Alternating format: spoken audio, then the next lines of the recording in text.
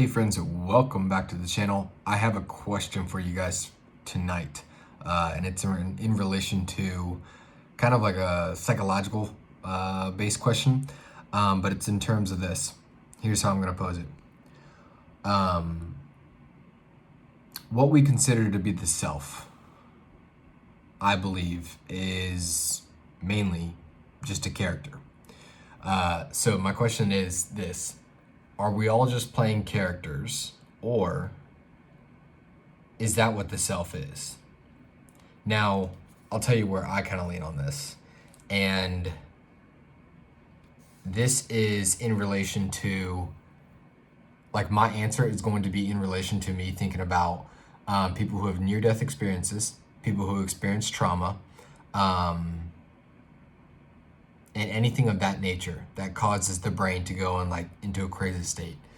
It is my opinion that whatever the self is, I don't think it can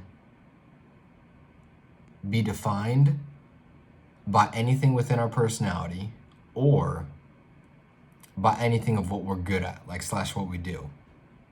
I think because what I'm looking for is like the essence. Like, what is the essence of the self? What is the self?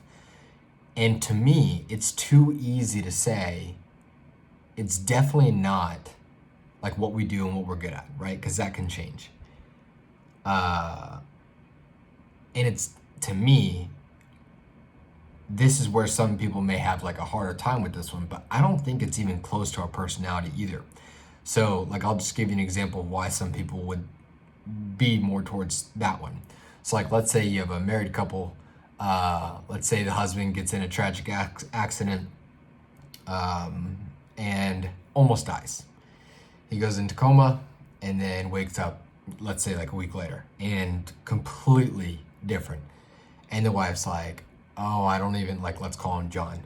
I don't even recognize John anymore. He used to be so outgoing, so charismatic, so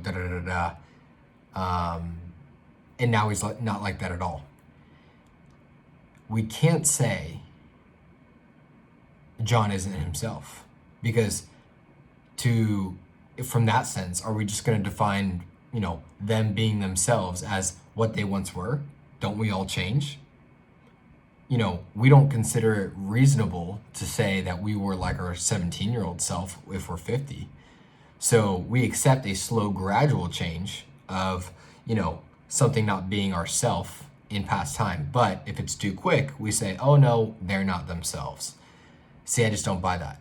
I think whatever the self is it goes beyond and it goes deeper than anything of what people know us to be. Here's another example. Like, let's say you have the pastor. The pastor's this good guy, does a lot of good for his community. And then what happens when everyone finds out that he's been having an affair? Oh, the image of that person totally changes in everyone's mind.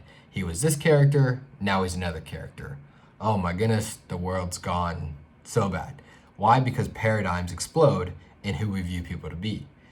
And so I'm like, honestly, with all this stuff, to me, it just seems like characters. Like, we're just playing characters, but the character is not us. Like, we can play whatever character we want, but there's no way that whatever these characters are us completely. Because, like, let's say for that pastor, let's put ourselves in the pastor's shoes. Is he defined solely by his affairs? Is he defined solely by the fact that he did something completely opposite of what he's been preaching? No.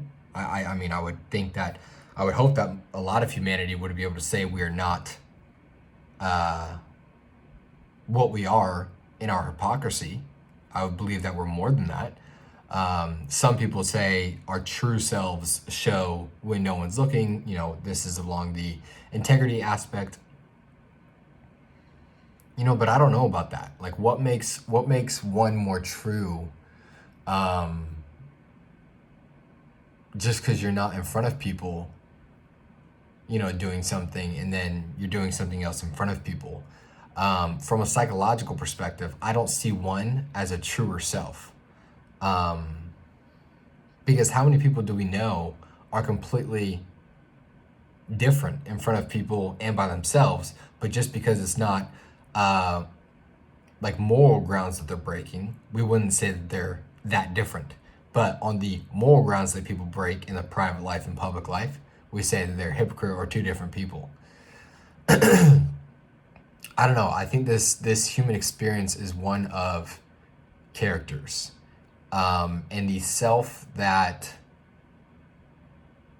is truly us will not identify with anything that we currently are experiencing here on Earth. That's why for me, I had a huge kind of paradigm shattering moment like 3 years ago. And ever since then, the only thing that I've defined myself as is a child of God. I'm like, okay, I don't know what else would be accurate other than that. That identity I can see having and being true to the core forever. I don't see that ever changing. What I do, what I'm good at, what I'm like, what I like, my preferences, all that's going to change. So I don't see any of that being me. I don't see any of this experience, anything of what we do here being who Paul is. So it just got me thinking, what is it? What is the self? What does it mean that we say we are something? And I guess the question goes even deeper in asking too, like, why do we think that we identify so much with these things? Like, why do we identify so much with maybe how we were in the past or who we used to be in the glory days? You know, we identify with so many things here on earth. We identify with, oh, I have all these possessions. Oh, I'm so smart. Or, oh, I'm so dumb and I've made so many mistakes. Oh, like, woe is me. Regardless, no matter what side you take, people are identifying with everything in this world. And I'm just thinking, I'm like, I could be wrong, but I don't think the self has anything to do with what we're experiencing right now. This is something that I will have to look further into, but with how fast humans can change, in terms of personalities, in terms of preferences, I mean, the more you study trauma in particular, where paradigms just explode and paradigms just shift, you quickly realize, or even studying virtual reality and seeing how you can just connect simulators to the brain and put goggles on people, and then they think they're experiencing something. It's like, with how easily you can shift the mind and change personality and change taste, change preferences. Or if you look at people who have been in prison camps from war, and how, you know, they can manipulate these people in thinking and completely change belief systems, like complete 180, you realize how malleable all our beliefs and, well, the paradigm that you currently have is. And that's why I'm like, I don't know if any of those things could be described as what you or I really are or really am. So I don't know. It's just food for thought. I wanted to record this video, wanted to put it out there, see what you guys think. So here's what I want you to do. In the comments below, let me know, what do you think the self really is? Is it something that we can identify with here on Earth? Is it something eternal? Is it something outside of us? Are we defined by something outside of us? Do we define what we truly are or who we truly are? Yeah, let me know in your comments below. All right, I'll see you guys in the next one.